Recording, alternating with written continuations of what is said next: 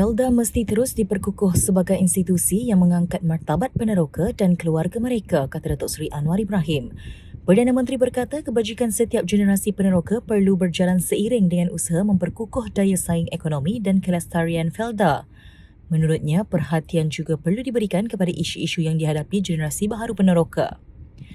Saya tegaskan bahawa Felda mesti terus diperkukuh sebagai institusi yang mengangkat martabat peneroka dan keluarga mereka.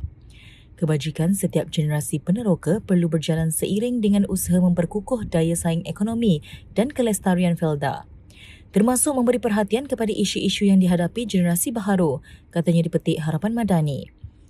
Beliau berkata demikian dalam satu kenyataan pada Sabtu ketika beliau menerima kunjungan pengerusi Felda baharu Tan Sri Ahmad Badri Muhammad Zahir.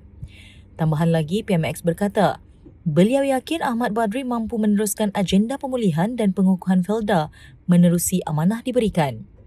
Saya yakin dengan amanah yang dipikul, saudara Ahmad Badri mampu meneruskan agenda pemulihan dan pengukuhannya. Kerajaan Madani akan terus memberikan sokongan penuh demi memastikan institusi rakyat ini terus maju dan kekal relevan untuk generasi akan datang, ujarnya lagi. Felda sebelum ini memaklumkan Ahmad Badri dilantik menjadi pengerusinya yang baharu menggantikan Datuk Seri Ahmad Syabri Sheikh yang telah tamat perkhidmatannya pada 30 Jun lalu. Lantikan itu mencerminkan keyakinan kerajaan terhadap kewibawaan, integriti dan pengalaman luas Ahmad Badri dalam menerajui organisasi strategik dan menyumbang kepada pembangunan ekonomi negara. Untuk rekod, Ahmad Badri mempunyai pengalaman lebih 3 dekad dalam sektor awam dan korporat sejak menyertai perkhidmatan awam di Kementerian Keuangan pada 1989.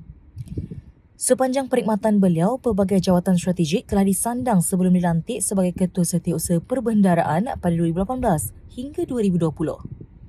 Antaranya ahli lembaga pengarah di beberapa institusi utama negara seperti Bank Negara Malaysia (BNM), Permodalan Nasional Berhad (PNB), Tenaga Nasional Berhad (TNB), pengerusi RHB Bank Berhad dan pengerusi Lembaga Getah Malaysia (LGM), di samping menjadi ahli lembaga pengarah Sime Darby Berhad.